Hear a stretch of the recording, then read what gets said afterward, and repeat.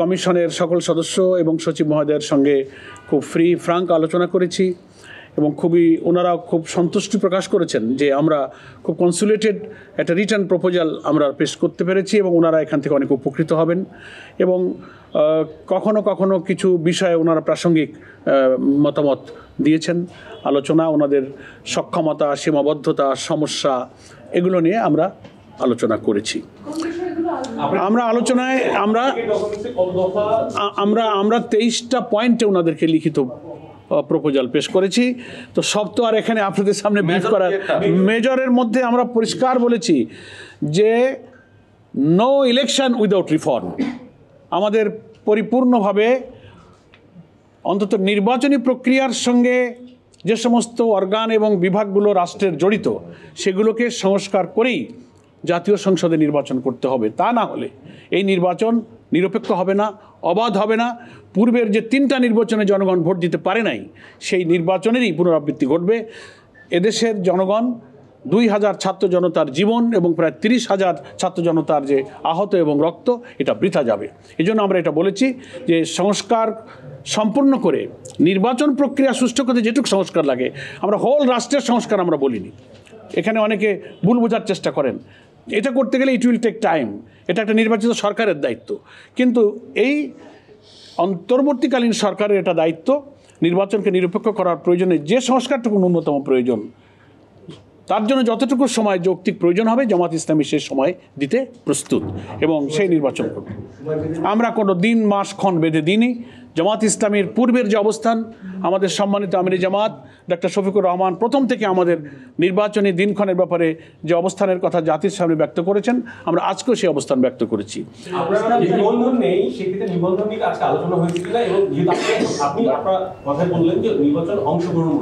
সেক্ষেত্রে এই অংশগ্রহণ করার ক্ষেত্রে আওয়ামী লীগের প্রসঙ্গ আসছে না, সে প্রসঙ্গ আমাদের আলোচনায় আসেনি।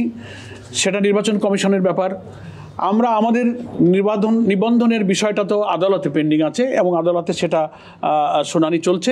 আমরা আশা করছি আমরা আদালতে ইনশাআল্লাহ ন্যায় বিচার পাবো। স্থানীয় সরকার নির্বাচনকে এই যে আমরা সংস্কারের কথা বলছি, নির্বাচনের যে যৌক্তিক সংস্কারের কথা শেষ করে তারপর জাতীয় নির্বাচন, এর আগে কি স্থানীয় সরকার নির্বাচনের বিষয়ে কমিশনকে কোনো নির্দেশনা? কমিশনকে আমরা তো পরামর্শ দিয়েছি যে জনগণের আকাঙ্ক্ষা, কিন্তু জনগণ চায় যে স্থানীয় সরকার কাঠামোকে সচল করতে, সক্রিয় করতে। স্থানীয় সরকারের এবং গ্রামীণ অবকাঠামোতে উন্নয়ন, আইন শৃঙ্খলা, জনদুর্ভোগ কমাতে জনগণের আকাঙ্ক্ষাই হচ্ছে স্থানীয় সরকার নির্বাচনটা আগে হোক। আমরা জনগণের এই আকাঙ্ক্ষার সাথে সমর্থন এবং সম্মান ব্যক্ত করেছি। কোনটা না, আমরা অনেকবার বলেছি এবং আমরা তো গত 25শে নভেম্বর সরকারের যে রিফর্ম কমিশন করা হয়েছিল, নির্বাচন ব্যবস্থার যে কমিশন একটা গঠন করেছিল সরকার, আমাদের কাছে লিখিতভাবে ওনারা আমাদের প্রপোজাল চেয়েছিলেন। জামাত ইসলামীর পক্ষ থেকে 25শে নভেম্বর রিটেন আমাদের একটা প্রপোজাল আমরা সেই রিফর্ম কমিশনের কাছে জমা দিয়েছিলাম। তার থেকে কিছু কিছু বিষয় আজকে আমরা এখানে মেইন বিষয়গুলো আমি একটু বলি।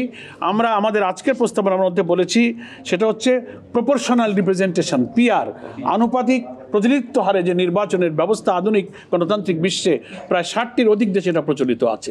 নির্বাচনকে কালো টাকা এবং পেশি শক্তি থেকে মুক্ত করে ফ্রি ফেয়ার একটা ইলেকশন এবং পার্লামেন্টকে যদি দক্ষ পার্লামেন্টারদের দ্বারা, আইন প্রণেতাদের দ্বারা পরিচালিত করতে হয়, তাহলে এই পদ্ধতিটাই বাংলাদেশের জন্য খুবই উপযোগী। এটা আমরা প্রপোজ করেছি।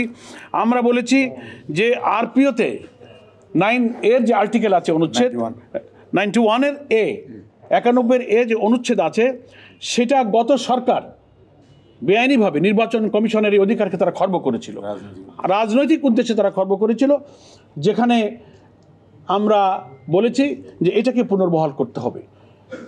যে কোনো নির্বাচনে অনিয়ম হলে ইলেকশন কমিশনকে সেই আইনে এখতিয়ার দেওয়া হয়েছিল অনুচ্ছেদে যে তারা আংশিক বা পুরো বাতিল করতে পারে।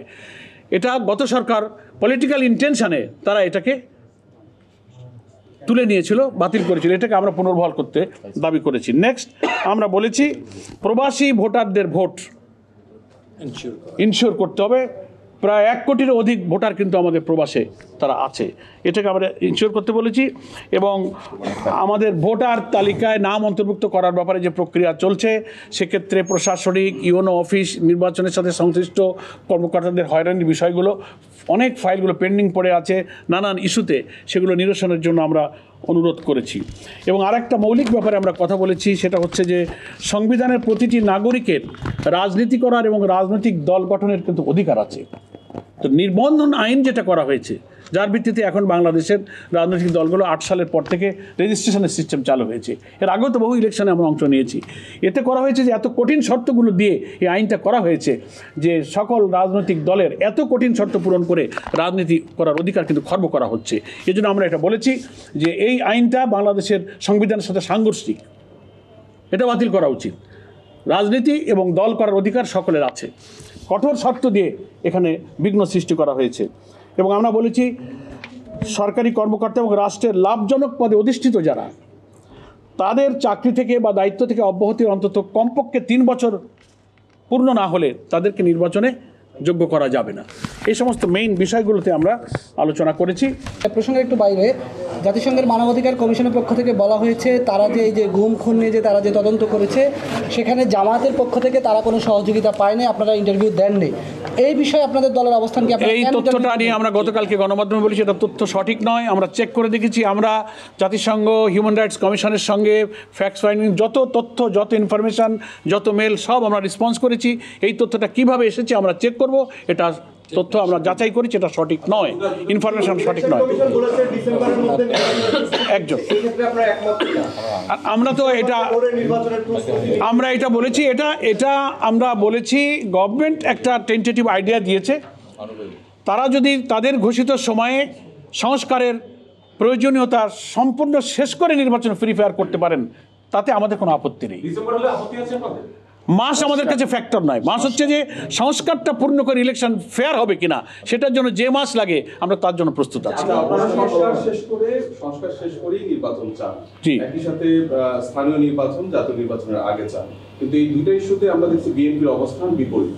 তাতে বিএনপির মতো রাজনৈতিক দলের সাথে যেহেতু আমরা একসাথে বিভিন্ন কর্মসূচি বিভিন্নভাবে কাজ করেছেন, যদিও এখন নির্বাচন মাঠে আপনাদের প্রতিদ্বন্দ্বিতা আছে, বিএনপির সাথে আপনাদের এইসব বিষয়ে বোঝাপড়া আছে কিনা, নাকি একবারে বিপরীত? একটা গণতান্ত্রিক দেশে নানান ইস্যুতে ভিন্ন মত তো থাকতেই পারে, এই ব্যাপারে আমাদের কোনো মন্তব্য নেই। আমাদের একটা মত দিয়েছি, তার সাথে আরেকটা দলের ভিন্ন মত থাকতে পারে, that is the beauty of democracy, এটা হতেই পারে।